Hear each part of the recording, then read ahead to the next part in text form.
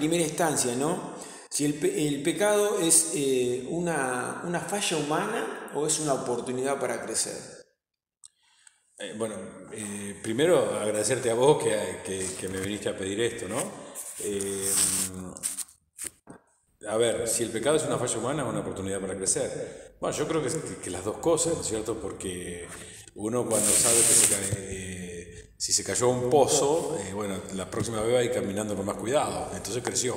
Es decir, creo que en ese sentido, digo, Dios es tan bueno que nos perdona todas nuestras faltas, todos nuestros pecados, y es el trabajo nuestro de aprender para no volver a caerte en el mismo pozo. Entonces yo creo que esto es una falla humana, claro que sí, es una debilidad humana, todos somos pecadores, todos, sin excepción de nadie, solamente Jesucristo es el único y la Virgen, la Inmaculada Concepción, que nosotros creemos en la Madre de Dios y Madre nuestra, pero después somos todos pecadores, entonces, porque es parte de nuestra debilidad humana, digamos, ¿no? Pero que también el pecado debe incluso ser una oportunidad para crecer, porque si no voy a volver a caer en lo mismo. Totalmente. Y en tiempos, hoy me preguntaba cuando estaba preparando todo, ¿no? En tiempos modernos, ¿qué pecado crees que Jesús señalaría como con más fuerza, para no decir otra palabra, ¿no? Señalaría con más fuerza. Bueno, a ver, es difícil así, quizás uno lo piensa un poco más, pero yo no dudo que todo lo que haga a la división, ¿no? Todo lo que haga la división. Dios nos creó y nos ha dado este maravilloso mundo para vivir y para que seamos los dueños, digamos, y lo administremos y lo hagamos cada vez más lindo. Pero la división creada por miles de ambiciones totalmente desmedidas, destruye ese sueño de Dios y bueno, se arma un caos. Y un caos que puede pasar, divisiones en un barrio, divisiones en un pueblo, divisiones en un país, y ni hablemos de las guerras. Es decir, yo creo que, y ni hablemos de las guerras, porque solo eso nos pueden decir aquellos que han estado en la guerra. Una cosa es que lo diga uno que le han contado y otra cosa es, y las guerras actuales, todas las guerras son en el fondo la división, la ambición, bueno, obviamente que el dinero tiene que ver, el poder, ¿no? Esas cosas yo creo que son lo peor, porque destruye todo. Totalmente. ¿Pecamos más por acción o por omisión? ¿Cómo es la cosa? A veces, obviamente, que somos frágiles y la palabra de Dios dice que el justo peca hasta 7 veces por día. Así que si ponemos ese parámetro, imagínate que son muchas las veces porque yo de hecho uno no se considera justo, así que imagínate. Si el justo peca 7 veces por día, dice la palabra de Dios. Pero yo creo que sí, que el tema de los pecados de omisión, que por lo generalmente no es un tema, incluso que la gente se lo cuestione, ¿no? Por ejemplo, qué sé yo, pecados de omisión en cuanto a la justicia, en cuanto a la caridad, por ejemplo, darle al otro que al otro le corresponda, pueden ser empleados, puede ser gente que nos ayuda, gente que nos ayuda a que las cosas a nosotros nos vayan bien, no ser justos, ¿no? Porque bueno, más o menos arreglo de esta manera y en el fondo puede haber sí faltas de omisión, de hacer, si nos propusiéramos hacerlo lo haríamos, pero como no nos proponemos, entonces ahí estaría la omisión, ¿no? Hay mucho pecado de omisión, sí, sí. ¿Y cómo se aprende a perdonarse un pecado que se lo considera grave y que uno mismo por ahí siente que ha hecho mal, que ha hecho mucho mal? Primero es un regalo de Dios, una gracia de Dios, regalo de Dios para los que tenemos fe, llorar los propios pecados, es decir, bueno, realmente me arrepiento porque hice mal, y eso es un regalo de Dios, que hay que pedirlo, ¿no? Y que es incluso lo que a mí me va a ayudar a enmendarme, a no volver a cometerlo. Y de alguna manera repararlo, haciendo el bien en otros lados o donde uno pueda, ¿no? Por el mal que... Pero evidentemente que es un regalo de Dios el tema de saberse perdonar. Y el tema de la culpa es un tema complejo, difícil, que a veces requiere años, incluso a veces hasta tratamientos desde la ciencia, por ejemplo la psicología, la psiquiatría, porque no basta a veces con el tema de la fe. El tema de la culpa es algo que no nos deja crecer. No es lo mismo, pero es como el miedo, ¿viste? Que no te deja crecer el miedo, porque estás asustado, entonces estás paralizado.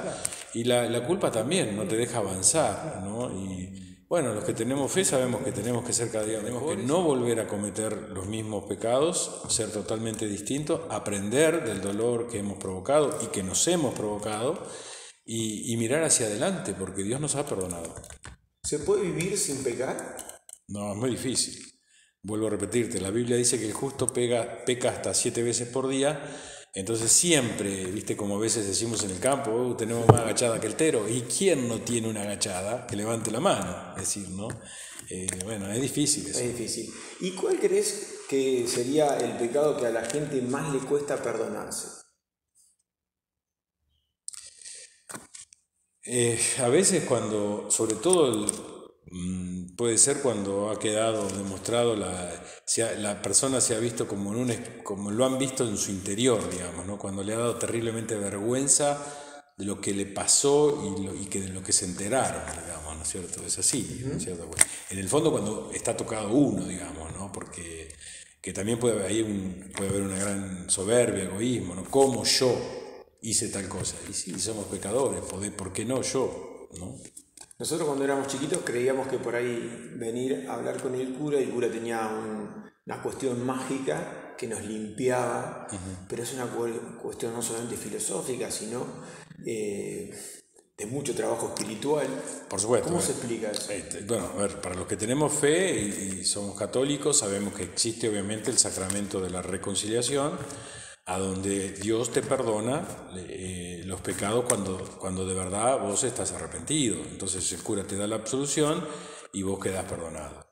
Ahora bien, la persona que no, porque no se acerca el cura por 20.000 motivos, pero que realmente se ha arrepentido de su falta, yo no puedo decir que Dios no la perdonó. Es decir, porque Dios es infinitamente misericordioso. Entonces cuando uno dice, ¿qué es infinitamente misericordioso? Y la verdad que nos imaginamos, porque lo que es infinito, muchos nosotros no nos cierra. Nosotros nos cierra cuando la cosa llegó hasta acá. Pero cuando la cosa no llega hasta acá, es infinita, es más grande, es más que grandísima, es infinitamente grande. Entonces, bueno, entonces yo no puedo decir que Dios no ha perdonado a aquel que de verdad se arrepintió. No, que en el fondo eso es lo importante, aprender, saber que uno es perdonado. Entonces cuando uno sabe que es perdonado, ahí el tema de la culpa afloja bastante, porque he sido perdonado. ¿Hay algo físico que la persona puede sentir cuando es perdonado por Dios? Sí, evidentemente, claro que sí, o cuando se siente que no está perdonado. Las dos cosas, claro que sí, porque nosotros somos una integridad. Para una persona por ahí, me duele mucho el estómago. Como sí, puede ser, porque uno somatiza un montón de cosas. Es decir, vos pensás que uno somos cuerpo y alma, pero no es que el alma va por un lado y el cuerpo va por otro. Somos una integridad, por eso hoy te dije que muchas veces necesitamos de la psicología, por ejemplo. Que eso no te lo va a dar un cura, es decir, porque yo no soy psicólogo, yo soy un sacerdote. Es decir, entonces una cosa es la psicología, que es muy importante, porque es una ciencia que ayuda mucho. La psiquiatría, es una medicina, obviamente, pero bueno, también está lo espiritual, pero también está lo humano, físico, psíquico. ¿La soberbia es el pecado moderno, más allá de que debe haber sido toda la vida y que hoy la nombraste? La soberbia, porque la soberbia podríamos decir que es un poco la madre de los pecados, digamos, ¿no? Porque la soberbia es yo puedo, yo hago, yo. Y no, Dios está antes que yo, que me marca el camino por el cual voy a ser feliz y por el cual no. Entonces yo no soy Dios. A veces cuando el hombre quiere buscar el lugar de Dios, ahí puede haber escondida una terrible soberbia que tarde o temprano se va a manifestar. Y humanamente nos hace mal. Al hombre le hace bien hacer el bien. Hoy se ve mucho el tema de la soberbia, ¿no? ¿Y qué le pasa a la persona? ¿Qué crees vos? De toda la experiencia que tenés con tanta gente a hablar, de que hay alguien que es soberbio y no se da cuenta, que hay, están lejanos de Dios, espiritualmente les pasa algo. El tema es que a veces, por ejemplo, la ambición, vos decís, ¿es buena la ambición? Bueno, a ver, sí, porque es decir, vos tenés, por ejemplo, no sé, un proyecto y lo querés mejorar y querés hacerlo mejor y bien y que sirva. Y eso puede ser una ambición muy buena, porque el tema es cuando las ambiciones son desmedidas. Es como todo en la vida, un poquito está bien, un poco más o menos, y mucho por ahí te hace mal. Si tomás una copita de vino está bien. Ahora, Tomás la botella. es que la vida es así. Eso también habla, ¿sabes qué, Toto? De la limitación que nosotros tenemos como humanos. Nosotros, sí, Dios nos puso para gobernar este mundo, para hacerlo crecer, pero no somos los dueños, ¿entendés? Entonces, todo a su medio tiempo y a su medida, digamos. Correcto. Dios, dijiste hoy, perdona todo. ¿Perdona todo o hay un límite? No, Dios perdona todo. Dios perdona todo. De hecho, vos fíjate que hay casos, digamos, personas. Bueno, ¿por qué nos vamos a ir tan lejos? Pero, por ejemplo, San Pablo mismo, que es un gran predicador del Evangelio de Jesucristo, era un hombre que perseguía a la iglesia y se convirtió y terminó siendo San Pablo, fundamento de la iglesia. ¿Entendés? Entonces vos decís, ¿una persona puede cambiar totalmente? Claro que sí, totalmente puede cambiar. Por eso uno tiene que dejar que Dios haga la historia de nosotros y nunca encasillar a las personas, jamás, porque sí. ¿Vos qué le dirías a alguien, por ejemplo, que ha cometido un pecado muy grave y cree que no tiene salvación? No, bueno, primero lo va a tener que reparar, porque uno tiene que ser responsable también de lo que uno ha hecho, ¿no? Eso por supuesto. Pero también decirle a la persona que Jesucristo ha dado la vida precisamente para eso, para invitar, para perdonar a esa persona e invitarla a que cambie de rumbo totalmente. Que esa sería la conversión, digamos, de la persona. ¿Un buen acto puede compensar un pecado grave o van por distintas? Bueno, no sé si compensarlo, pero sí creo que sobre todo cuando uno es consciente de alguna falta grave, tendría que compensar siendo bueno y esforzarse en ser bueno en otras cosas. Entonces, una sola actitud buena, no, yo diría tratar de que sea buena la vida para con los demás, como una manera de reparar, digamos. Las comunidades son diferentes, Jorge, cuando uno llega a una iglesia, a una parroquia. Porque dice, ante Dios somos todos iguales, ¿no? Sí, por supuesto. Pero después hay idiosincrasia de los pueblos, de las ciudades, de los lugares donde te toca estar, que son diferentes. Y vos notás las diferencias y ante esa diferencia tenés que actuar de distinta manera o el cura siempre es igual. No, a ver, el cura viene a servir al pueblo de Dios en tal lugar, digamos, ¿no? Y el cura tiene que venir de algún modo a adaptarse, de algún modo, a donde va a vivir, porque si no va a venir con un librito que ahí no calza, no va a funcionar la cosa. Y claro que sí, las comunidades son todas distintas por un montón de factores que tienen que ver mucho la historia también del lugar, las circunstancias, también creo que la geografía. Hay un montón de factores que hacen que los pueblos, por más que sean vecinos, a 30 kilómetros del otro, 40 del otro, pero son distintos. Porque sí, el modo, la cultura de alguna manera, el modo de vivir, por estos factores que dije anteriormente, hacen que sean distintos. Y son distintos en 1000 cosas. Eso es muy notable. De hecho, yo he andado por varios lugares y noto muy distinto. Ahora, esto no quiere decir que te estoy diciendo estos son más buenos, aquellos no tan buenos. No. Yo te estoy hablando toda de gente normal y buena. Porque yo no he estado en ningún pueblo, que he estado en varios, y en ningún pueblo te puedo decir que la gente era mala. Todo lo contrario, bueno, servicial.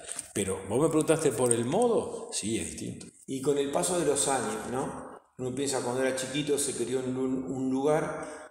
¿Cuál crees que eran las necesidades de ese lugar y cuál crees que son ahora, con todo este cambio cultural y lógicamente de los años, que han pasado varios? Bueno, a ver, ha crecido mucho todo. Y cuando digo todo. Así que ha crecido mucho. Navarro, por ejemplo, yo lo encuentro muy distinto después de 43 años. Ha crecido mucho. Y bueno, y han crecido también las necesidades, porque bueno, al haber más gente, obviamente, hay más necesidades. Yo creo que también, por ejemplo, el tema de la pobreza también tiene otras facetas hoy que antes, hace 43 años, no se notaban tanto, y hoy sí se notan más. Facetas distintas de la pobreza, es decir, uno se encontraba, por ejemplo, con gente muy humilde, que por ahí no tenía trabajo, que no tenía a veces con qué comer. Bueno, era una pobreza. también cultural, ¿no es cierto? Pero hoy hay otras pobrezas, por ejemplo, que es la formación, o por ejemplo, todo el tema de los efectos que hace la droga, por ejemplo, que hace 40 años atrás no era tan así, las adicciones, que hace 40 años no eran, ¿siempre existieron? Sí, Toto, siempre existieron. Pero una cosa hace 40 años atrás 40 y otra cosa es hoy. Entonces, hay facetas distintas de la pobreza. Y entonces hay necesidades distintas, ¿no es cierto? Uno dice, el cura se perdona solo, ¿viste? Se manda alguna macana, se para frente a Dios. ¿Cómo es El cura ese trámite?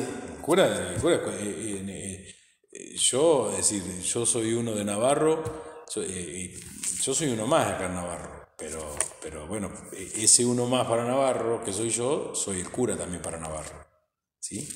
Pero yo soy en ese sentido como uno de Navarro, como cualquiera, que tengo que tener el regalo de Dios de reconocer las faltas y bueno, en el caso nuestro que tenemos fe, ir a acercarse a un sacerdote, pedirle la absolución, el perdón de los pecados, yo también me tengo que confesar como cualquiera se tiene que confesar. No, en ese sentido es uno más. ¿Hay algún momento que...? Lo más importante, Toto, no es que sea cura. Lo más importante para los que tenemos fe es que soy un cristiano como cualquiera de ustedes. Eso es lo más grande, que yo puedo decir con toda verdad, como lo podés decir vos, que soy hijo de Dios. Después sí, Dios me regaló a mí el sacerdocio. Pero si vamos a hablar de lo que es más importante, que soy hijo de Dios como cualquiera de ustedes. ¿Alguna vez en tu vida te pasó que dudaste de ser cura párroco como cualquier persona que entra a cualquier trabajo o elige una carrera universitaria o lo que fuera y dice yo no era para mí?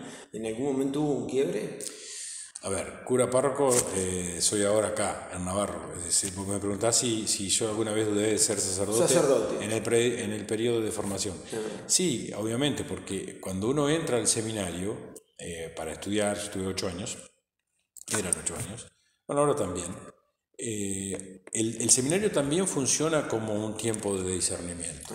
Es decir, que yo tengo que discernir si creo que es mi vocación, pero a su vez los que me forman también ven en mí si creen que ellos que es mi formación. Si las dos cosas coinciden y yo con toda libertad acepto, seré ordenado sacerdote.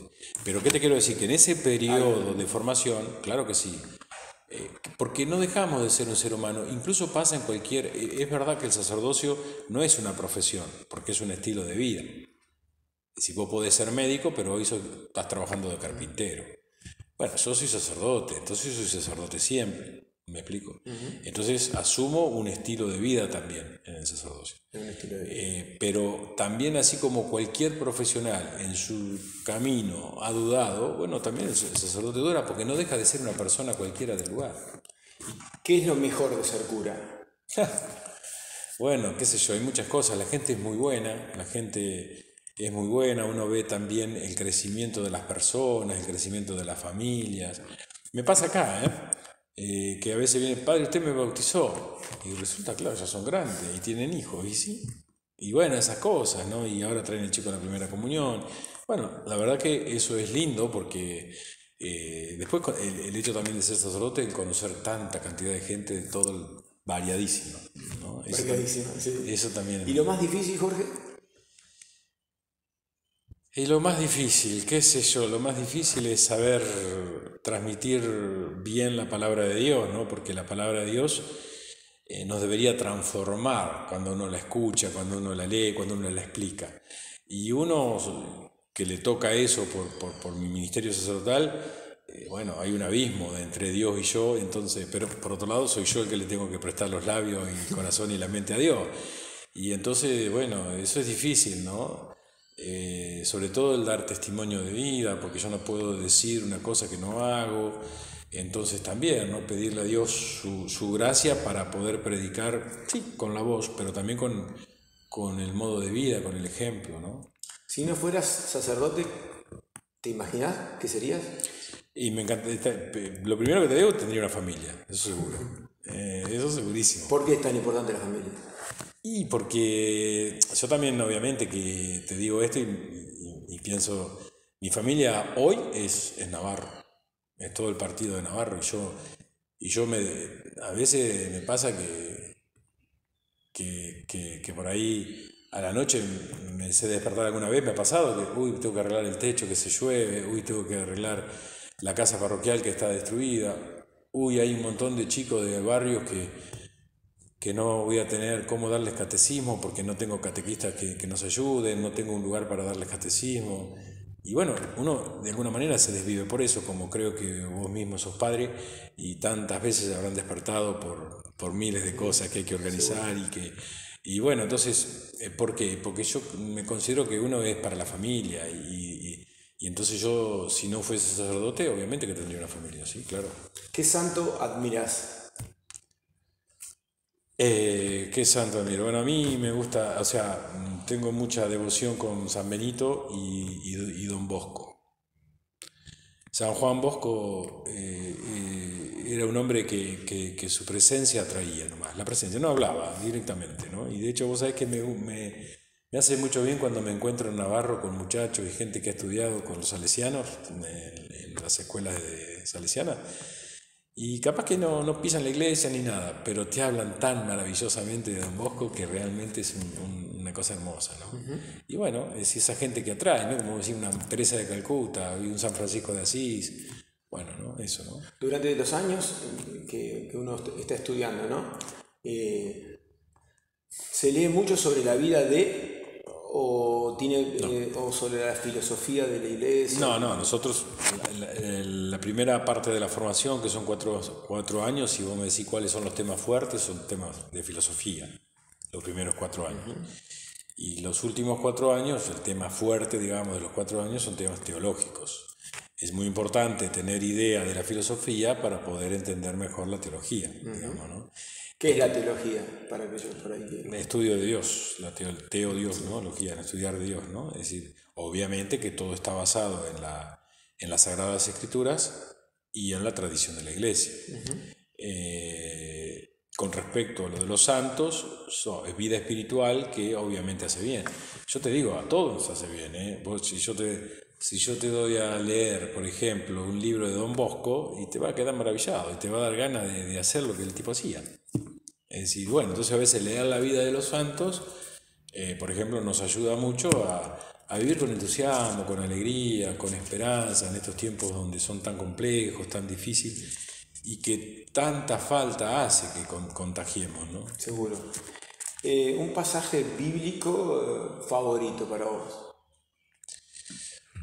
A ver, me gusta mucho el evangelio de Zaqueo, por ejemplo, que quería ver a Jesús y sabía que venía en la multitud, pero no tenía miedo de no verlo porque era de baja estatura.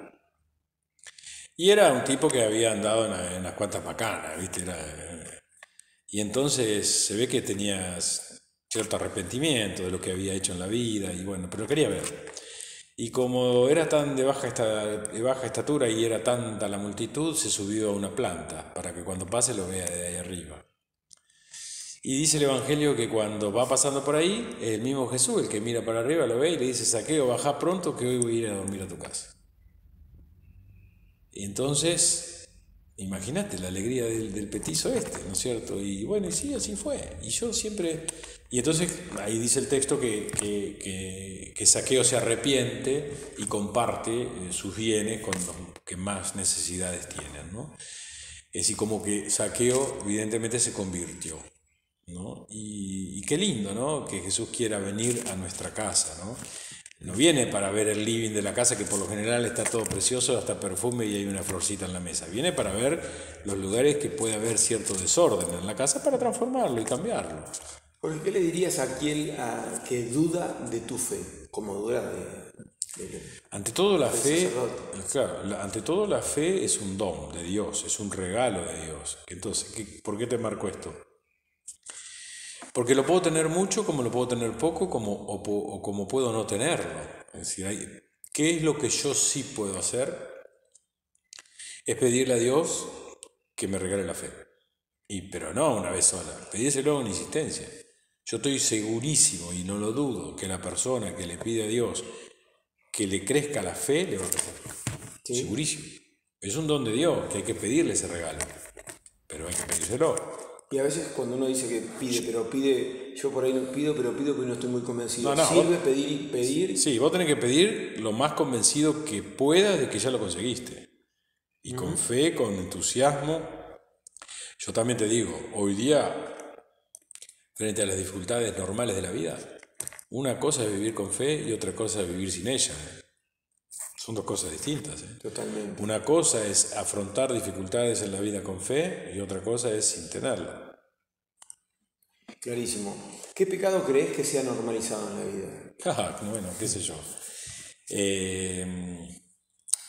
A veces, por eso digo, a veces, el que no vive como piensa, termina pensando como vive.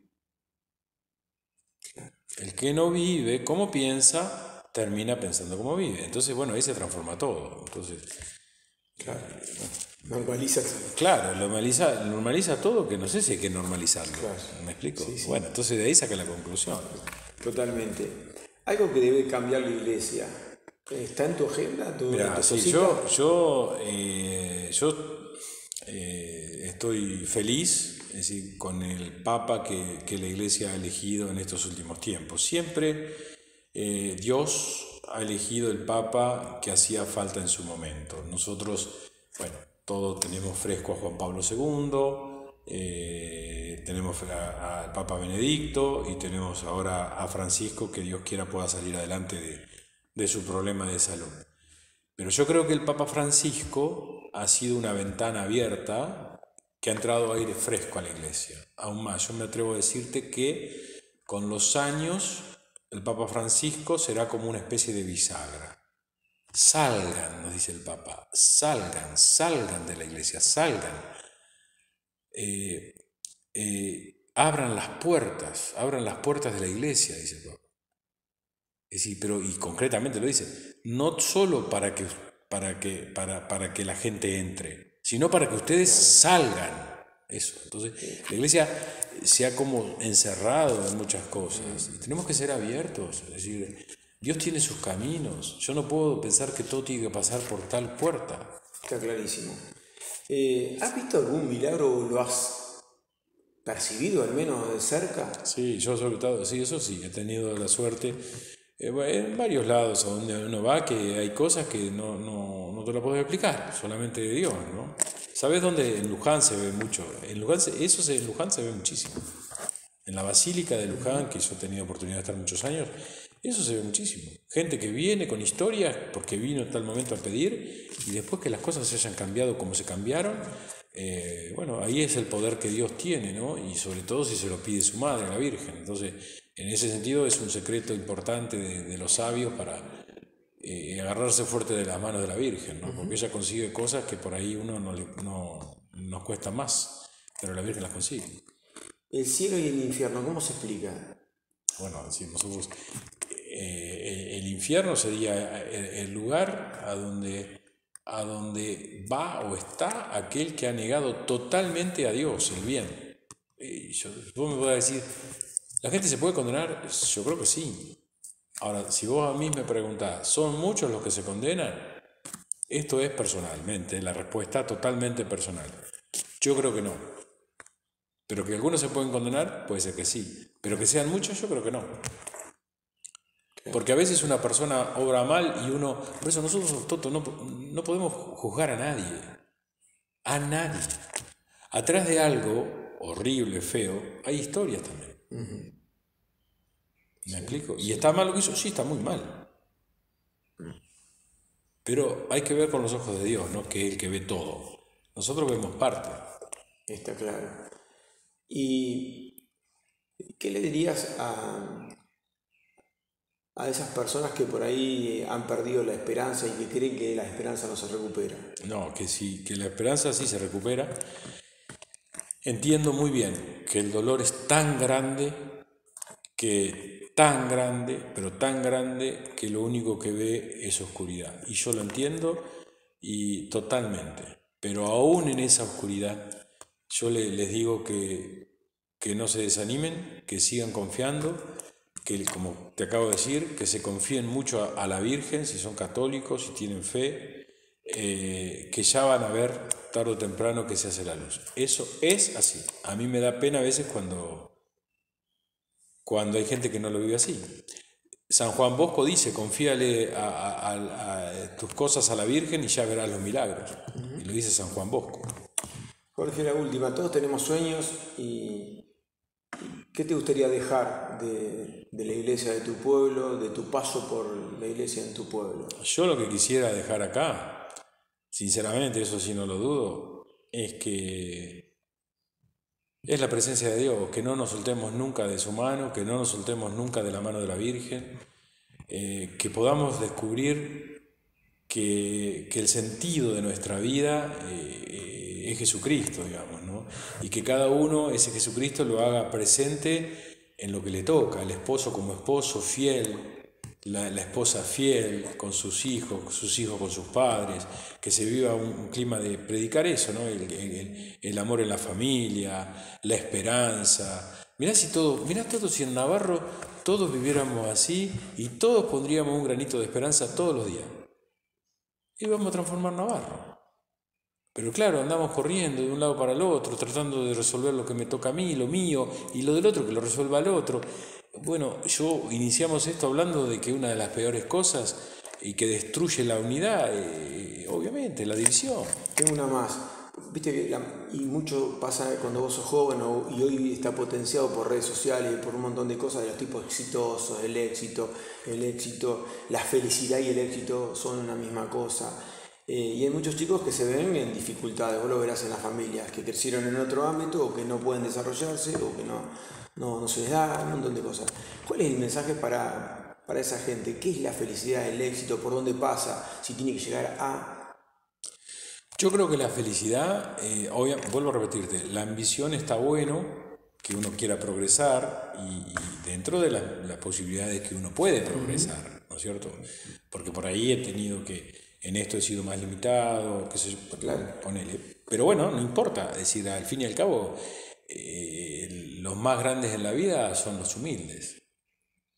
El más grande no es aquel que recibió todo, entonces estoy allá arriba porque recibí todo. Ese lo hace cualquiera. ¿Y qué es la humildad? Es la sencillez, es saber de que los demás son más importantes que yo y que yo tengo que, si Dios me ha dado algo y logré algo, de algún modo ese algo también lo tengo que poner al servicio de los demás. Uno se encuentra con gente así que vos decís que bárbaro. Hay ejemplos en nuestros barrios, hay ejemplos de gente humilde, sencilla, que se ha esforzado un montón. Y yo creo que, mira, si hay algo importante en la vida es hacer lo que a vos te toca hacer como vos sabés que lo tenés que hacer bien. Claro. Basta. Muchas gracias. A ustedes.